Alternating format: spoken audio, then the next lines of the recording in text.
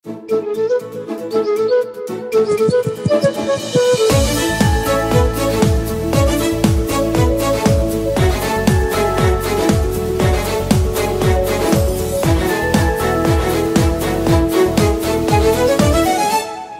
Hello welcome and வணக்கம் praise the Lord. உங்க எல்லாரையும் இந்த வாரமும் நம்ம வணக்கம் கம்ஃபர்ட் நிகழ்ச்சி மூலமா சந்திக்கிறதுல ரொம்பவே சந்தோஷம்.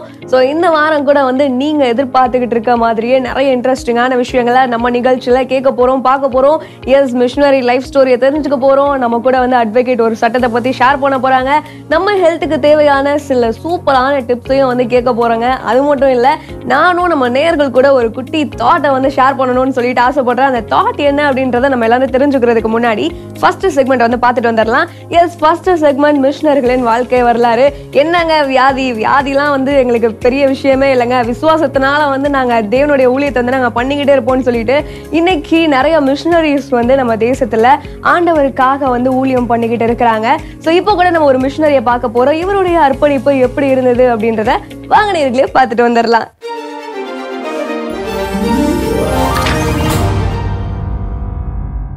சீனாவில் வியூசங் என்ற ஒரு பட்டணம் 2ஆம் உலகப் போரில் ஏற்பட்ட விரோதம் காரணமாக அந்நியர்களுக்கும் ஆங்கிலேயர்களுக்கும் இப்பட்டணம் தடை செய்யப்பட்ட பகுதியாக காணப்பட்டது. எனவே பிற மக்கள் இப்பட்டணத்திற்குள் செல்ல முடியாத ஒரு இக்கட்டான சூழ்நிலை.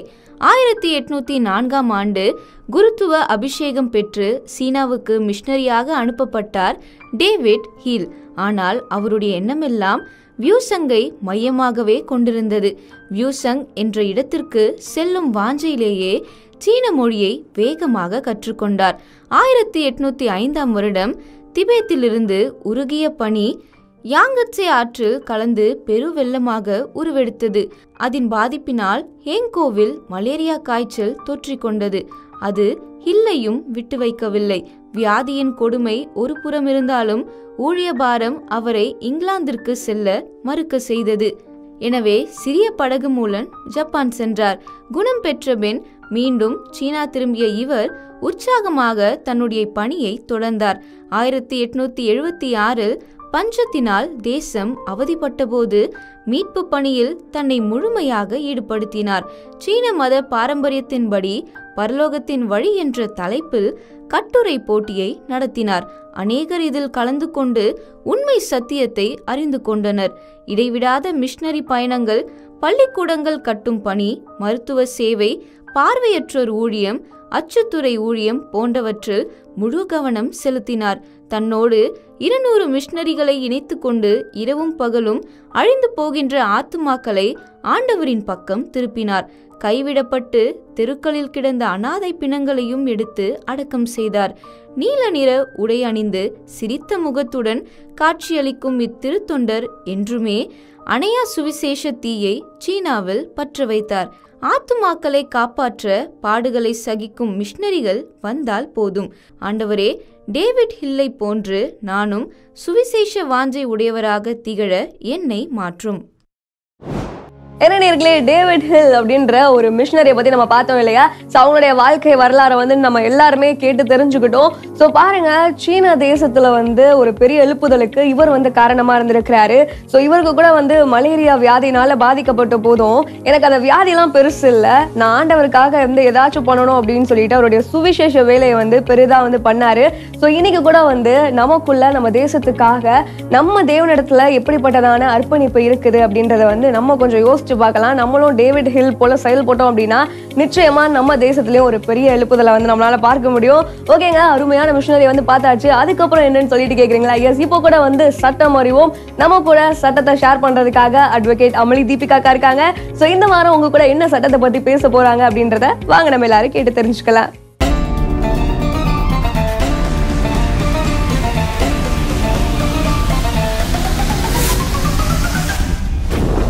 வணக்கம் கம்ஃபர்டர் என்ற இந்த நிகழ்ச்சி மூலமாக உங்க அனைவரையும் சந்திப்பதில் மிக்க மகிழ்ச்சி. இன்றைக்கு என்ன சட்ட ஆலோசனை உங்க இடத்துல பகிர்ந்து கொள்ள போறேன் அப்படின்னு பாத்தீங்கன்னா, வாரண்ட்னா என்ன அப்படின்றத நான் சொல்ல போறேன். ஸோ வாரண்ட்னா இந்த வாரண்ட்டை யாரால கொடுக்க முடியும்னா மேஜிஸ்ட்ரேட்டால மட்டும்தான் கொடுக்க முடியும். So magistrate will direct police officer, இல்ல அதாவது ஆத்தரைஸ்டு இண்டிவிஜுவலை டைரக்ட் பண்ணலாம் மேஜிஸ்ட்ரேட். ஸோ என்னென்ன வாரண்ட் இருக்கு அப்படின்னு பாத்தீங்கன்னா, இப்போ சர்ச் வாரண்ட் நீங்க கேள்விப்பட்டிருப்பீங்க, அரெஸ்ட் வாரண்ட் இருக்கு, பெயிலபிள் அண்ட் நான் பெயிலபிள் வாரண்ட் இருக்கு. அப்புறம் டிஃபால்ட்டா வந்து இப்போ ஒரு பர்சன் வந்து அப்பியரன்ஸ் கொடுக்கலன்னா கோர்ட்டுக்கு வந்து அவங்களுக்கு வந்து அந்த வாரண்ட் இருக்கு. ஸோ இந்த வாரண்ட்டை வந்து போடும் பொழுது ஏதாவது ஒரு பர்சன் வந்து நிறைய டைம் இப்போ நான் கோர்ட்ல அதிகமா பாக்குறது என்னன்னா, ஒரு பர்சன் கிரிமினல் கேஸ் இருக்குன்னா அந்த கிரிமினல் கேஸுக்கு அந்த அக்யூஸ்ட் பாத்தீங்கன்னா ஒவ்வொரு வாய்தாக்கும் வந்து அவங்க கோர்ட்டுக்கு வந்துதான் ஆகணும்.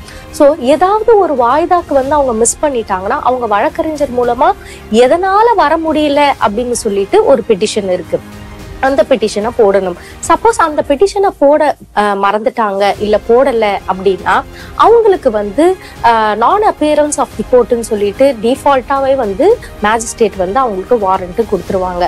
ஸோ கிரிமினல் கேஸ் யார் யார் மேலெல்லாம் இருக்கோ அவங்க ஒவ்வொரு ஹியரிங்க்கும் அந்த அக்யூஸ்ட் வந்து சரியா வரணும்.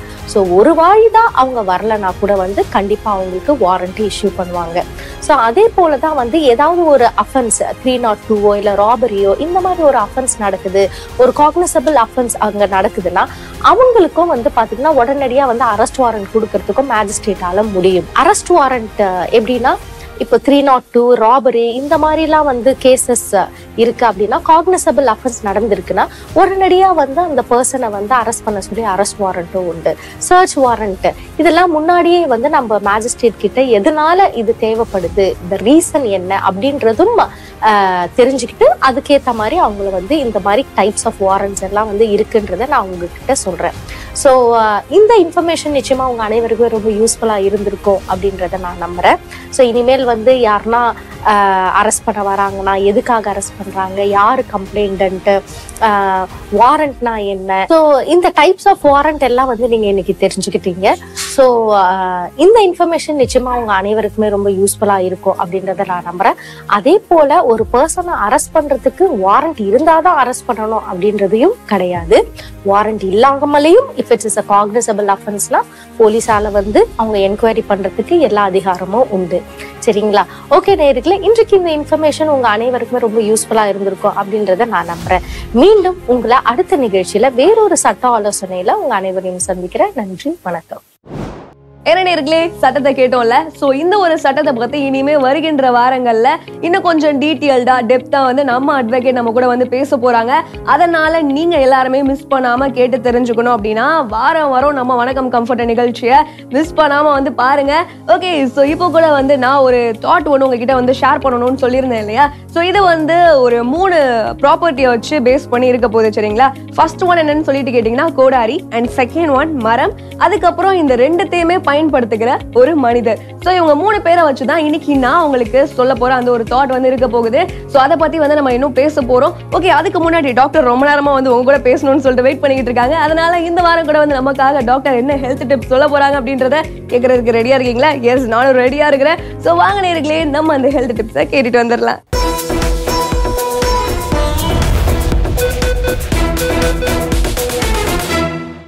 கம்ஃபர்ட் நேயர்களுக்கு வணக்கம்.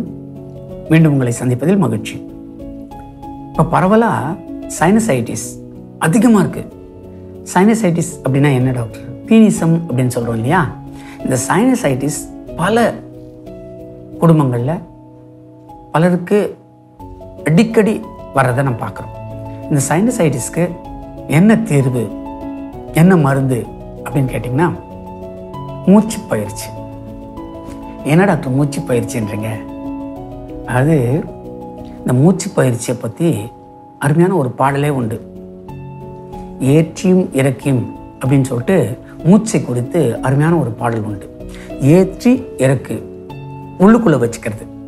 என்ன டாக்டர் எங்களுக்கு தெளிவாக புரியுற மாதிரி சொல்கிறீங்க அப்படின்னா, இப்போது மூச்சை உள்ளுக்குள்ளே ஏற்றணும், ஏற்றி உள்ளுக்குள்ளே வச்சுக்கணும் லங்ஸில், அப்புறம் வெளியே விடணும். அதுதான் நம்ம ரெகுலராக செய்கிறோம். ஆனால் நம்ம என்ன பண்ணுறோம்? இப்படி தான் மூச்சு விடுறோம், அப்படி பழகிட்டோம்.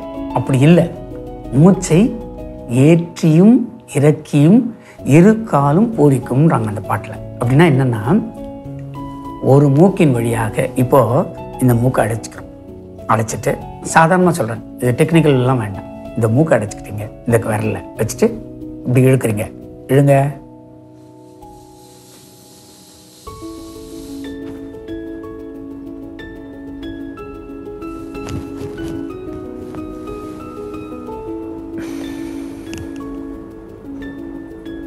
இதுதான் மூச்சு பயிற்சி. என்ன டாக்டர் பண்ணீங்க, எங்களுக்கு விளக்கமாக சொல்லுங்கள். ஸோ நீங்கள் மூச்சு இழுக்கிற போது உங்களுடைய இடது மூக்கை திறந்துக்கிறீங்க. அதன் மூலமாக மூச்சை உள்ளுக்கு இழுக்கிறீங்க. இழுக்கும் போது வலது நாசியை மூடிக்கணும். மூடிட்டு இது உள்ளுக்கு இழுக்கிறீங்க. உள்ளுக்கு இழுக்கிறது எவ்வளோன்னா, அதை உள்ளுக்கு இழுக்கிற அதனுடைய அளவு எப்படி இருக்கணும்னா, கிட்டத்தட்ட 12 அளவு இருக்கணுமா. 12 டைம்ஸ் இப்படி இழுக்கிறோம். இப்படி இழுத்ததை உள்ளுக்குள்ளே எவ்வளோ வச்சுக்கணுமா, 12ல் 8 உள்ளுக்குள்ளே வச்சுக்கணுமா. வச்சுக்கிட்டு எவ்வளோ வெளியே விடுறீங்க, 4. ஸோ 8 12 அளவுக்கு இழுத்து மூச்சை 8 உள்ளுக்கு வச்சுட்டு 4 வெளியே விடணுமா. அதாவது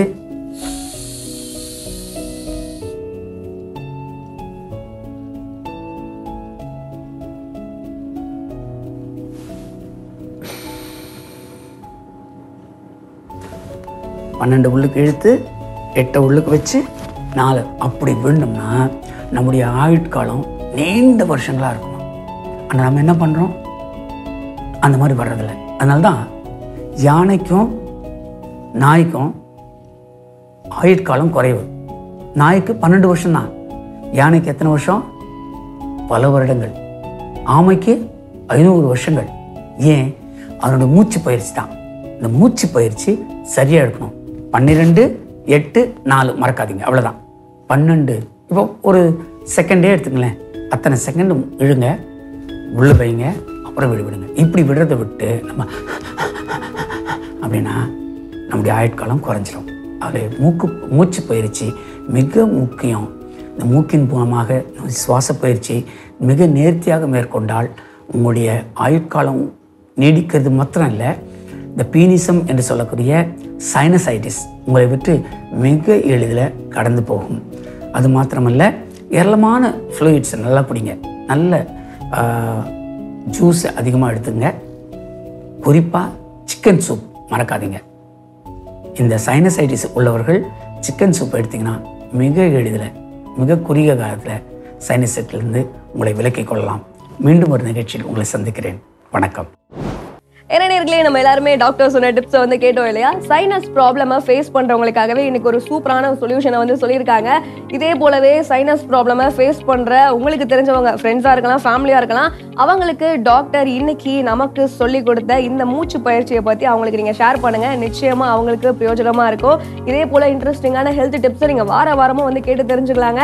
ஓகே, இப்போ நான் வந்து கொஞ்ச நேரம் நம்ம நேர்கள் கூட வந்து பேசலான்னு இருக்கிறேன். நான் ஸ்டார்டிங்ல சொன்னேன் இல்லையா, அந்த ஒரு தாட்டை பத்தி ஷேர் பண்றேன். ஸோ இன்னைக்கு வந்து சொல்ல போற இந்த ஒரு தாட் வந்து 3 விஷயங்களை பத்தி இருக்க போகுது. ஒன்னு கோடாரி, இன்னொன்னு மரம். இது ரெண்டுத்தையும் பயன்படுத்துகிற ஒரு மனுஷன். சரிங்களா? ஸோ ஒரு நாள் வந்து இந்த கோடாரி மரத்தை பார்த்து சொல்லிச்சான், நான் வந்து ரொம்பவே ஸ்ட்ராங்கானவன், நான் வந்து நினைச்சேன்னா உன்னை வந்து ஈஸியா நான் வெட்டிடுவேன் அப்படின்னு சொல்லிட்டு சொல்லிச்சான். அதுக்கு வந்து இந்த மரம் வந்து கோடாரியை பார்த்து சொல்லிச்சான், நான் வந்து செம்ம ஸ்ட்ராங்கு, நிச்சயமா வந்து நீ என்ன நினைச்சாலும் வெட்டவே முடியாது அப்படின்னு சொல்லிட்டு இப்படி 2 பேருமே வந்து மாத்தி மாத்தி பேசிக்கிட்டே வந்து இருக்கிறாங்க. அதுக்கப்புறம் விடியற் காலை ஆகுதுங்க. அதுக்கப்புறம் என்ன நடந்துச்சு அப்படின்றத ஒரு குட்டி பிரேக்குக்கு அப்புறம் நான் உங்களுக்கு சொல்றேன். ஸோ வாங்க இப்போ கூட வந்து ஒரு குட்டி பிரேக் வந்து நம்ம எடுத்துக்கலாம்.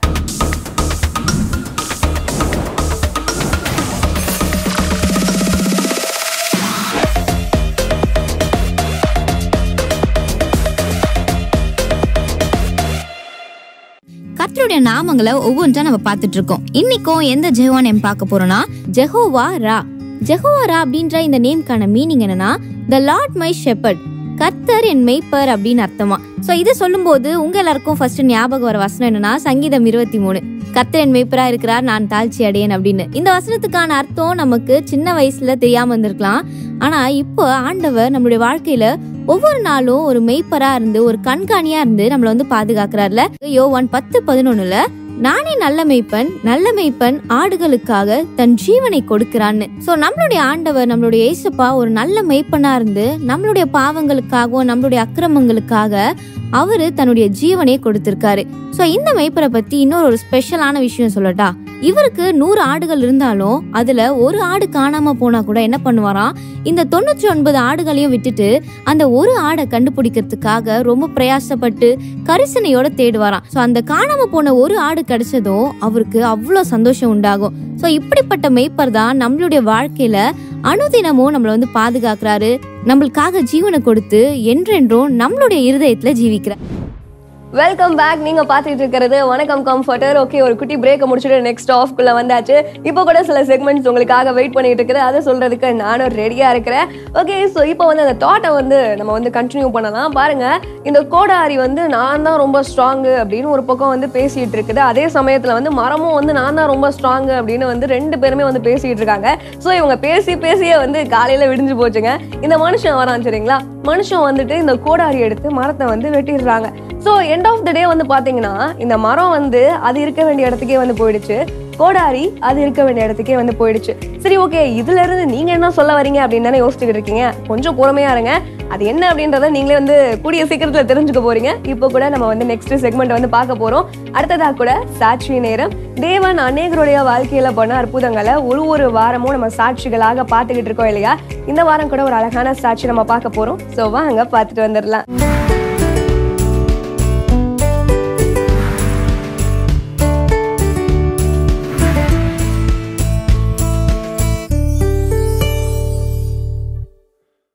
ரெண்டாயிரத்தி 19 என் கைக்கு செல்லு வந்துச்சு.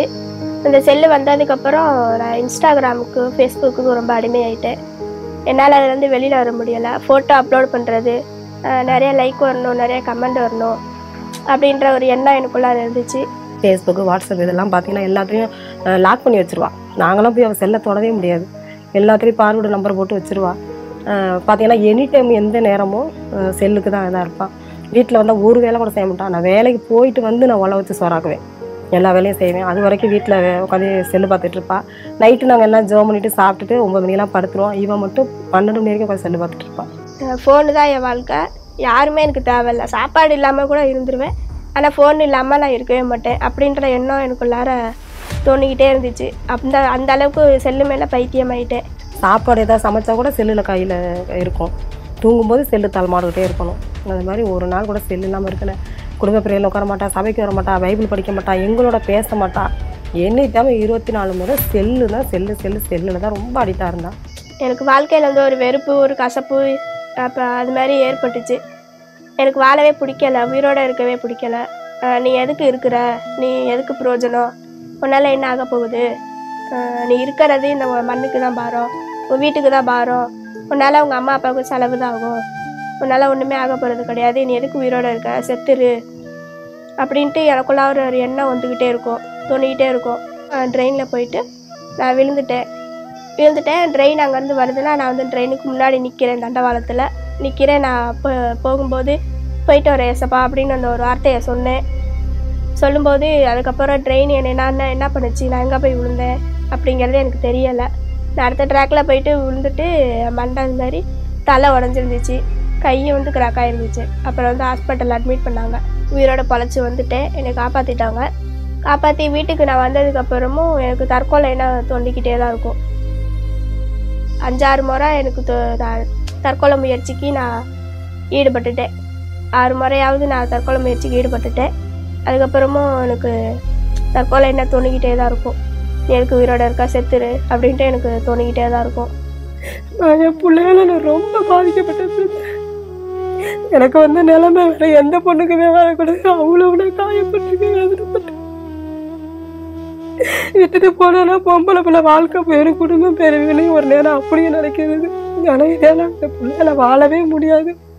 5 வருஷமா கண்ணீர் பிறந்த ஒரு நாள் கூட அழுகாத நாளே இல்லை. ஒரு நாள் கூட நிம்மதியை சாப்பிட்டதே கிடையாது.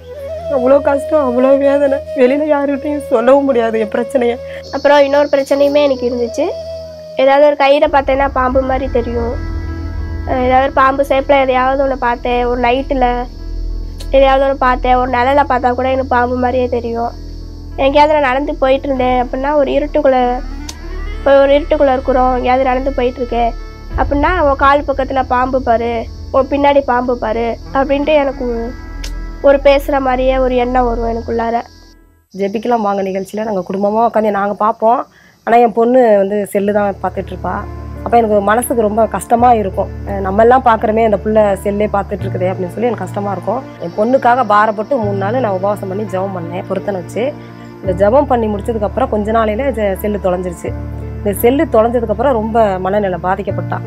அப்படின்னா அவளால் செல்லு இல்லாமல் வாழ முடியாது, நான் இருக்க மாட்டேன், நான் போய் ட்ரெயினில் விழுந்துருவேன், நான் ஏதாவது தூக்குப்பட்டுவேன், நான் செத்து போயிடுவேன் அப்படின்னு சொல்லி கையெல்லாம் கிழிச்சுக்கிட்டு ரொம்ப வீட்டில் இருக்க மாட்டான். பயங்கரமாக போட்டு அவளுக்குள்ள ஒரு போராட்டம், வச்சிருக்கவே முடியாது, அந்த அளவுக்கு ரொம்ப மனநிலை பாதிக்கப்பட்டு செல்லு இல்லைன்னா என்னால் இருக்கவே முடியாது, உயிர் வாழவே முடியாதுங்கிற ஒரு கண்டிஷனில் அவன் வந்துட்டான். தண்ணி கொண்டாந்து பாத்திரம்லாம் அடித்து நொறுக்கிடுவான், எல்லாத்தையும் எண்ணெய் வந்து அடித்து போட்டுருவா, என் பையனை இழுத்து அடித்து போட்டுருவா.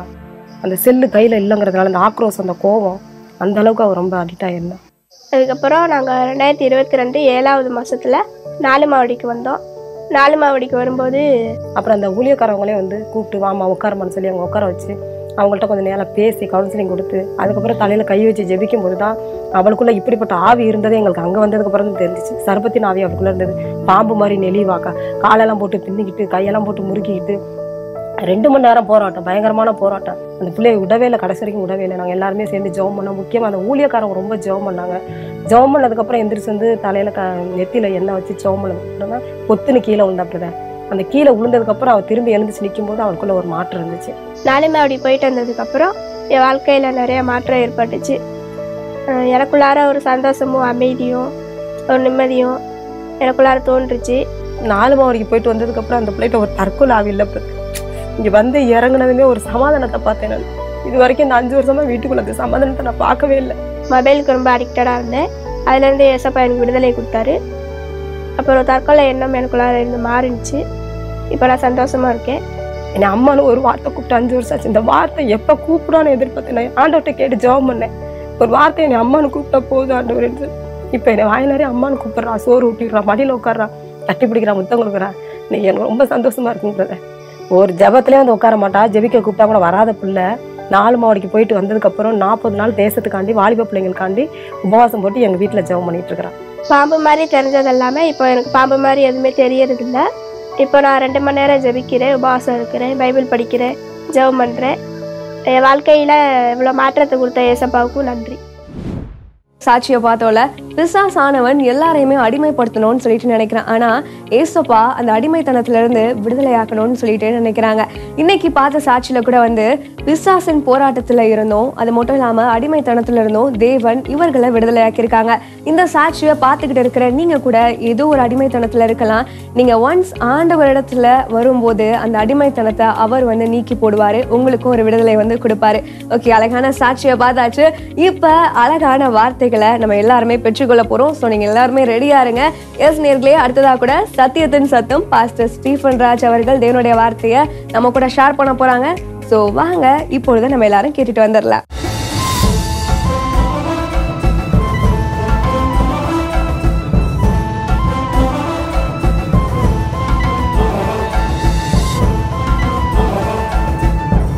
Praise the Lord. கர்த்தருடைய பரிசுத்த நாமம் மகிமைப்படுவதாக. ஆண்டவராகிய இயேசுவின் இனிய நாமத்தினாலே உங்கள் யாவருக்கும் அன்பின் வாழ்த்துக்கள். சத்தியத்தின் சத்தம் என்ற நிகழ்ச்சி மூலமாய் உங்களை சந்திப்பது மிகுந்த சந்தோஷம். இந்த புதிய வருடத்திலும் கர்த்தர் பெரிய காரியங்களை நமக்கு செய்வாராக. ஒரு வாக்குத்தத்தத்தை கொடுத்துட்டு அந்த வாக்குத்தத்தத்தை ஆண்டவர் நிறைவேற்றணும்னா நாம என்ன செய்யணும்? அதற்கும் ஜெபம் ரொம்ப அவசியமா இருக்கிறது. கர்த்தர் இந்த ஆண்டில உங்களுக்கு அநேக வாக்குத்தத்தங்களை கொடுத்திருப்பார். இந்த அருமையான வேளையில நானும் ஒரு வாக்குத்தத்தத்தை வேதத்திலிருந்து உங்களுக்கு தருகிறேன். அந்த வாக்குத்தத்தத்தை கர்த்தர் நமக்கு நிறைவேற்ற வேண்டும் என்றால் நாம் என்ன செய்ய வேண்டும்? சில காரியங்களை நான் உங்களுக்கு வேகமாய் சொல்லுகிறேன்.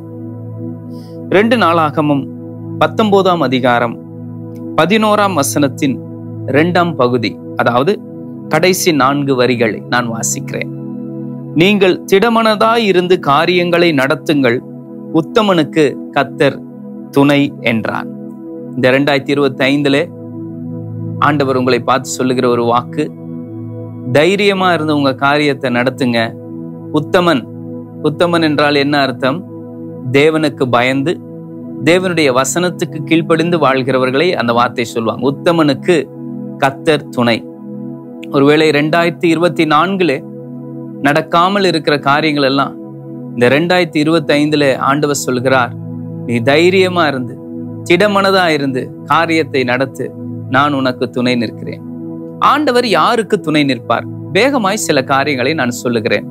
இதே 2 நாளாகமம் 20ஆம் அதிகாரம் 3ஆம் வசனம் சொல்லுகிறது, அப்பொழுது யோசபாத் பயந்து கர்த்தரை தேடுகிறதுக்கு ஒருமுகப்பட்டு யூதாவெங்கும் உபவாசத்தை கூறினார். யார் உபவாசித்து ஜெபிக்கிறார்களோ அவர்களுக்கு ஆண்டவர் துணை நிற்பார். இந்த ஆண்டிலே நீங்கள் ஜெபியுங்கள்.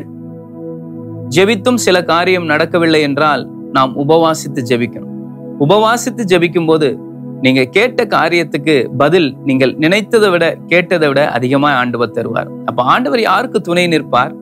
ஜெபிக்கிறவர்களுக்கு, உபவாசித்து ஜெபிக்கிறவர்களுக்கு. இரண்டாவதாக ஆண்டவர் யாருக்கு துணை நிற்பார்? 4ஆம் வசனம், அவர்கள் கர்த்தரை தேட வந்தார்கள். 4:5 பாத்தீங்கன்னா அந்த கடைசி லைன், 5ஆம் வசனத்தின் ஃபர்ஸ்ட் லைன், கர்த்தரை தேட. யாருக்கு ஆண்டவர் துணை நிற்பார்? யார் ஆண்டவரை தேடுகிறார்களோ உண்மையான மனதோடு அவர்களுக்கு ஆண்டவர் துணை நிற்பார். அடுத்தபடியாக 12ஆம் வசனம் சொல்லுகிறது, எங்கள் தேவனே, அவர்களை நியாயம் தீர்க்க மாட்டீரோ? எங்களுக்கு விரோதமாய் வந்த இந்த ஏராளமான கூட்டத்துக்கு முன்பதாக நிற்க எங்களுக்கு பலன் இல்லை. நாங்கள் செய்ய வேண்டியது என்னதென்று எங்களுக்கு தெரியவில்லை. ஆகையால் எங்கள் கண்கள் உம்மையே நோக்கி கொண்டிருக்கிறது. எங்கள் கண்கள் உம்மையே நோக்கி கொண்டிருக்கிறது. யார் ஆண்டவரையே நோக்கி இருக்கிறாங்களோ, focusing on God, only on God, தேவனை மட்டும் நோக்கி கொண்டிருக்கிறாங்களோ, மற்ற காரியங்கள் எல்லாம் பார்க்காம உதறி தள்ளிட்டு அவங்களுக்கு ஆண்டவர் இந்த ஆண்டிலே துணை நிற்பார். 4ஆவதாக ஆண்டவர் யாருக்கு துணை நிற்பார்? 18ஆம் வசனம், அப்பொழுது யோசபாத் தரை மட்டும் முகம் குனிந்தான். சகல யூதா கோத்திரத்தாரும் எருசலேமின் குடிகளும் கர்த்தரை பணிந்து கொள்ள கர்த்தருக்கு முன்பதாக தாழ விழுந்தார்கள். யார் தேவனுக்கு முன்பதாக தங்களை தாழ்த்துகிறார்களோ அவர்களுக்கு ஆண்டவர் துணை நிற்பார். இந்த வசனங்கள் இருக்கிறத அப்படியே எடுத்து உங்களுக்கு காட்டுற.